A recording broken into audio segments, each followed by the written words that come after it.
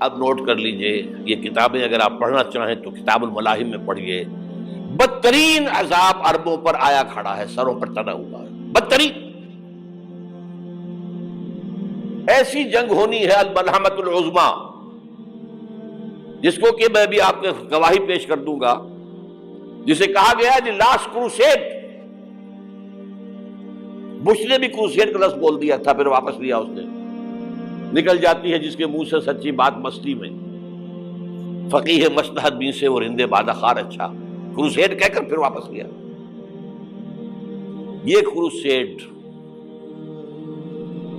اس کے اوپر جس قدر نقصان ہونا ہے عربوں کا، گریٹر اسرائیل بنے گا، یہ عراق، شام، اردن، سعودی عرب کا کچھ شمالی علاقہ، ترکی کا جنوبی علاقہ، مصر کا صحرائے سینا، اور اس کے ساتھ ہی جو بہترین اس کا زرخیز ترین علاقہ ڈیلٹا آف نائل، یہ سب یہودیوں کے قبضے میں جائیں گے۔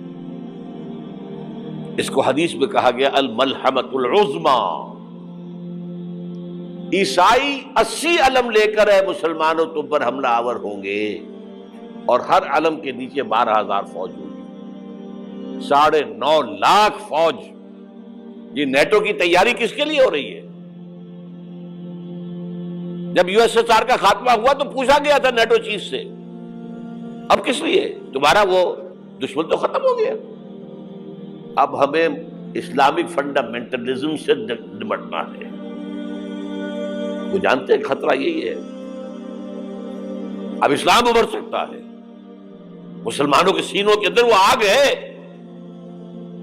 اوپر خاکستر آ گیا ہے، تم پہ اٹھانا بیٹھنا، یہ اندر تو انگارہ ہے، اوپر سے راکھ ہے، اس سے دھوکہ نہ کھا جانا ان کے دلوں کے اندر۔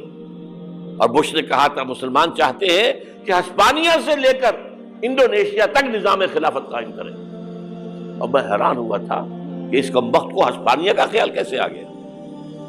ہمیں تو کبھی آتا ہی نہیں، اب ہم تو بھول گئے، وہ تو 500 برس پرانی بات ہے، جبکہ وہاں سے ہمیں نکال دیا گیا تھا۔ اگرچہ اقبال نے کہا تھا ہے ارض فلسطین پہ یہودی کا اگر حق، ہسپانیہ پر حق نہیں کیوں اہل عرب کا؟ ہسپانیہ میں تو 800 سال حکومت کی مسلمانوں نے، اور ابھی 500 برس سے گزرے ہیں نا۔ یہودی تو ارض مقدس سے 2000 سال نکالے گئے، انہیں لا کے آباد کیا گیا، عربوں کے سینے میں خنجر پھونک دیا گیا۔ وہ چھوٹا سا ملک جو چاہتا کرتا، کوئی پوچھنے والا نہیں۔ امریکہ جیسے اپنے بیٹے کی حفاظت کرے ویسے کرتا ہے اس کی۔ اور حضور نے فرمایا ہے وہ جنگ جب ہوگی تو ایک باپ کے اگر 100 بیٹے ہوں گے تو 99 ختم ہو جائیں گے، ایک بچے گا۔ یہ حدیث ہے، حدیث ہے صحیح۔ اور آپ نے فرمایا ویل للعرب من شر قد اقترب، عربوں کے لیے ہلاکت ہے، عربوں کے لیے بربادی ہے اس شر سے جو قریب آ چکی ہے۔ اور آج جس طرح انہوں نے ان کی تہذیب کو اختیار کر لیا ہے، دبئی جا کر دیکھیے، بدترین مغربی معاشرہ جو ہے وہ دبئی کے اندر ہم نے قائم کر کے دکھا دیا۔ اب سعودی عرب اس راستے پر بڑھ رہا ہے، اور اس کے بعد نمبر 2 پر جو ہے ہم پاکستانی ہیں۔ لیکن میں اس کے وہ پہلی بات جو کہہ رہا ہوں وہ تو یقینی ہے، اس میں تو احادیث صحیحہ موجود ہے۔ اگرچہ اس کے بعد پانسا پلٹے گا، پھر حضرت مہدی کا ظہور ہوگا، حضرت عیسیٰ کا نزول ہوگا، اور وہ گریٹر اسرائیل گریٹر گریو یارڈ بنے گا یہودیوں کا، ایک ایک یہودی قتل ہوگا اور دفن ہوگا۔ یہ بات میں ہونا ہے، میں پہلی بات پر فرض کر رہا ہوں۔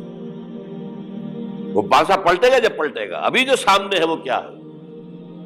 جس ملحمۃ العظمیٰ کہا حضور نے، جسے آرمگیڈون کہتے ہیں عیسائی۔ آرمگیڈون کی اگر کہیں جا کر آپ دیکھیں گے، آپ ڈکشنری میں مانی تو کیا لکھا ہے؟ A very big war which will be fought between the forces of evil and good before the end of this world۔ اس دنیا کے خاتمے سے پہلے خیر اور شر کی قوتوں کے درمیان بہت بڑی جنگ ہوگی۔ ارمجدون اسے کہتے ہیں عربی میں، اور آرمگیڈون اسے کہتے ہیں انگریزی کے اندر۔ اور یہ بائبل کی آخری کتاب کے اندر ہے، جو اس میں کہ مکاشفات یوحنا، ریولیشنز آف سینٹ جان، یہ تو میں کہہ رہا ہوں یقین کے ساتھ، اور زیادہ دور نہیں ہے، آیا چاہتا ہے۔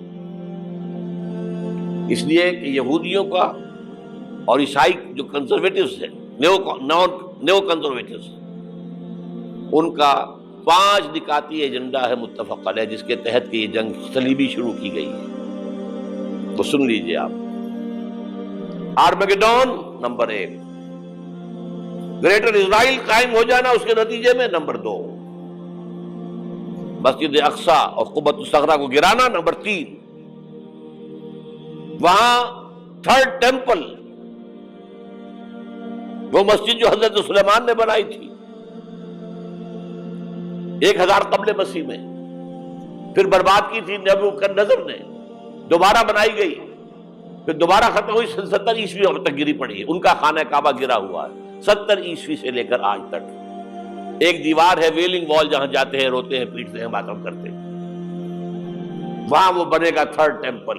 اور نمبر 4، اس میں لا کر رکھا جائے گا تخت حضرت داؤد کا۔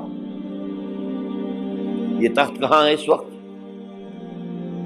یہ لندن شریف کے اندر، جو ان کی پارلیمنٹ کا جو چرچ ہے، ویسٹ منسٹر ایبے، اس میں رکھا ہوا ہے۔ ایک پتھر تھا جس پر بٹھا کر حضرت داؤد کی تاج پوشی ہوئی، پھر حضرت سلیمان کی ہوئی، پھر وہ پتھر رکھ دیا گیا جب حضرت سلیمان نے بنایا ہیکل مسجد اقصی، وہاں رہا وہ۔ ہر بادشاہ جو تھا یہودی اسی کے اوپر بٹھا کر اس کی تاج پوشی ہوتی تھی۔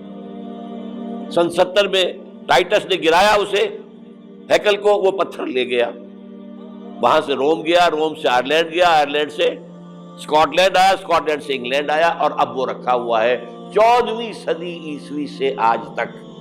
وہ ویسٹ منسٹر ایبے میں رکھا ہوا، ایک کرسی کی سیٹ میں اسے بنا دیا گیا ہے تخت کی شکل میں۔ اب انگریزوں میں کوئی ملکہ ہو، کوئی بادشاہ ہو، جس کی بھی تاج پوشی ہونی اس میں ہوگی۔ یہ لا کر رکھا جائے گا 3rd ٹیمپل میں، اور اس پر یہودیوں کے خیال کے مطابق ان کا مسیحا آئے گا جو مسیح دجال ہوگا۔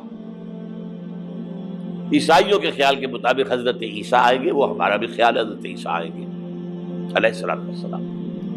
بہرحال یہ تو بعد کی باتیں ہیں نا، اس وقت جو میں عرض کر رہا ہوں عربوں پر بہت بڑا عذاب، اور پاکستان کا معاملہ البتہ یہ ہے، میں یقین سے نہیں کہہ سکتا، ہینگنگ ان دی بیلنس، ہو سکتا ہے اللہ تعالیٰ ہم پر رحم فرمائے، ہو سکتا ہے، اگرچہ اس کی کچھ شرائط ہوگی۔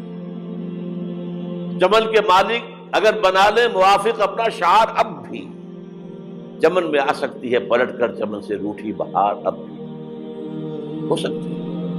اور یہ بھی ہو سکتا ہے کہ اللہ تعالیٰ نے معجزانہ طور پر ہمیں ملک دیا، ہم نے اللہ سے بدعہدی کی، وعدہ خلافی کی، غداری کی، لہذا سزا دی جائے اور ہم سے یہ ملک چھین لیا جائے۔ اٹس جسٹ پاسبل، دور نہ سمجھے، اسے انہونی بات نہ سمجھے۔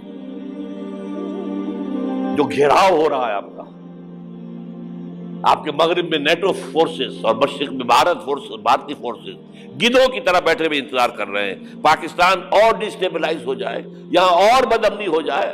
اب لاہور میں پھر آج دھماکے ہو گئے ہیں، 2 دن پہلے کا دھماکہ میں سہ کے آیا ہوا ہوں، آپ کے سامنے بیٹھا ہوں، وہ جانیں بچی ہیں۔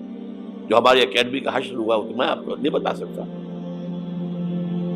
یہ سارا کیوں ہو رہا ہے؟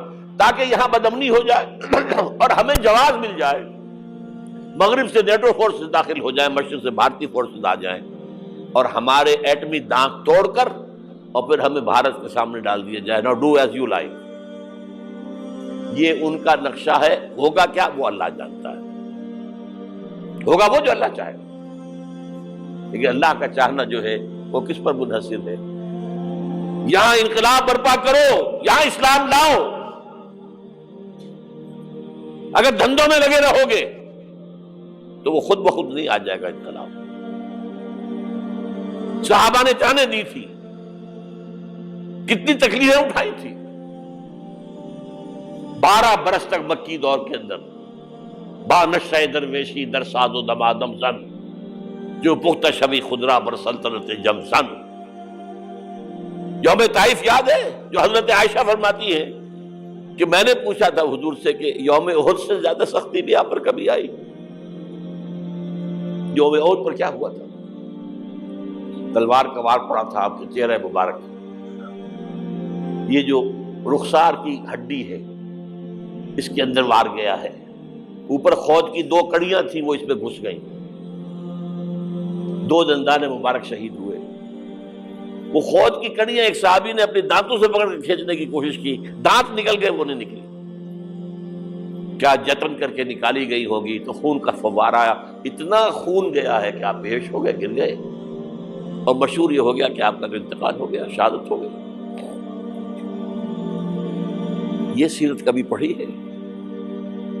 حضرت عائشہ کے ہوش کا تو یہی دور تھا نا، یوم طائف میں جو آپ کی کیا تھی، بچی تھی، انہیں کیا پتا کیا ہو رہا ہے حضور کے ساتھ۔ 3 دن تک حضور مکے کی گلیاں اور وہاں کے اوباش لوگ پتھراؤ کر رہے گئے تھے اس امید میں کہ شاید وہاں کا کوئی سردار ایمان لے آئے، تو یہاں تو ابو طالب بھی فوت ہو گئے، یہی دنیاوی سہارا تھا، خاندانی سہارا تھا ابو طالب کے ذریعے، اور گھر میں ایک دلجوئی کرنے والی رفیقہ حیات تھی، وہ بھی، ان کا بھی انتقال ہو گیا۔ آپ نے کہا یہ عام الحزن ہے، اب تو سب کو طے ہو گیا قریش کو کہ اب جیسے قتل کر دو انہیں، اسی لیے آپ گئے طائف، شاید وہاں کا کوئی بڑا سردار مانے ایمان لے آئے مجھ پر تو میں اپنا مرکز ادھر شفٹ کر دوں۔ تینوں سے ملے ہیں، تینوں نے وہ جواب دیے ہیں، نکل جاؤ یہاں سے، میں تمہارے ساتھ بات بھی کرنے کو تیار نہیں۔ اچھا، تمہارے سوا کوئی نہیں ملا تھا اللہ کو نبی بنا کر بھیجنے کے لیے؟ دیکھو جاؤ، میں بات نہیں کرنا چاہتا، ہو سکتا ہے میں بے عزتی کر بیٹھوں، اور واقعی تم اللہ کے نبی ہو تو میں مارا جاؤں گا، جاؤ جاؤ جاؤ۔ یہ سلوک محبت کے ساتھ ہوا ہے۔ اور پھر چھوکروں کو، اسٹریٹ ارچنز جنہیں آپ کہتے ہیں، اشارہ کیا، خبر لو ان کی، پتھراؤ ہو رہا ہے، ساتھ کوئی ہے ہی نہیں، ایک آدمی صرف، زید ابن حارثہ۔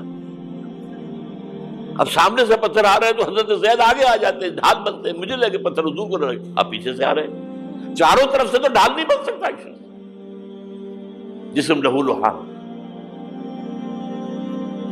خون جا کر جوتیوں میں جم گیا ہے، جوتی اتر نہیں دی۔ پھر وہاں سے واپسی پر جو دعا مانگی ہے، اللہم الیک اشکو ضعف قوتی وقلت حیلتی وہوانی علی الناس، اے اللہ تیری جناب میں فریاد لے کر آیا ہوں اپنے قوت کی کمی کا، اپنے وسائل کی کمی کا، اور جو ذلت و خواری ہو رہی ہے لوگوں کے سامنے، الا ملتقننی، مجھے کس کے حوالے کر دیا ہے، الا بعیدی یتجہمنی، یہ میرے اوپر ہجوم کر کے آ جائے، حملہ کرے، اور عدو من لگتا امرے، یہ دشمن کے حوالے میرا معاملہ کیا، جو چاہے کر دے وہ۔ لیکن پھر عبدیت غالب آتی ہے، ان لم یکن علی غضبک فلا ابالی، اللہ اگر تو ناراض نہیں ہے تو مجھے کوئی پرواہ نہیں، سر تقسیم خم ہے جو مزاج یاد میں آئے، مجھے اندیشہ یہ ہے کہ تو ناراض تو نہیں ہوگی۔ یہ تکلیفیں جھیلی ہے، سینکڑوں صحابہ نے جانوں کا نذرانہ پیش کیا ہے، احزاب کی جنگ میں فاقوں پر فاقے ہو رہے تھے، اور ان فاقوں کی حالت میں خندق کھودنے کا حکم ملا ہے، لوگوں کی کمریں دوہری ہو رہی ہیں، پتھر باندھے ہیں اپنے پیٹوں سے، اپنی چادروں کے ساتھ کس کر کمر دوہری نہ ہو جائے، اور جب صحابہ کدالیں چلا رہے ہیں تو کیا کہہ رہے ہیں، نحن الذین بایعوا محمدا علی الجہاد ما بقینا ابدا، اللہم لا عیش الا عیش الاخرہ۔ صحابہ کہتے تھے ہم وہ لوگ ہیں جنہوں نے محمد سے بیعت کی ہے کہ جہاد کرتے رہیں گے جب تک جان میں جان نکل جائے تو بات اور، جان ہے، چاہے ابھی بھوک سے کمر دوڑی ہوئی جا رہی، جان تو ہے۔ اور ایک دفعہ کہتے تھے اللہم لا عیش الا عیش الاخرہ، اللہ عیش، زندگی تو آخرت کی زندگی ہے۔ اور حضور فرماتے تھے، حضور کے بیٹھے ہوئے نہیں تھے گاؤں تکیہ لگا کر، پتھر اٹھا کر خندق میں سے لے جا کر باہر پھینک رہے تھے، جب صحابہ کہتے ہیں اللہم لا عیش الا عیش الآخرہ، حضور فرما رہے ہیں فاغفر الانصار والمہاجرہ، اے اللہ ان انصار اور مہاجرین کی مغفرت فرما دو۔ پھر حضور کی خدمت میں کچھ لوگ آئے، حضور اب یہ فاقہ ناقابل برداشت ہو گیا، دیکھیے ہم نے یہ پتھر باندھے ہوئے اپنے پیٹ کے ساتھ۔ حضور نے کرتا اٹھا کر دکھایا، وہاں 2 پتھر بندھے ہوئے۔ یہ ہے سیرت النبی۔ آپ کس چیز کو سیرت النبی سمجھتے ہیں؟ بہرحال اس موضوع پر میری ایک کتاب ہے منہج انقلاب نبوی، کہ انقلاب کیسے آیا تھا۔ اگر دل میں ذرا بھی آرزو پیدا ہو گئی ہو کہ اللہ قبول کر لے مجھے بھی، مجھے قبول کر لے اس کام کے لیے، تو وہ کتاب آپ کے لیے مسٹ ہوگی، اس کا پڑھنا۔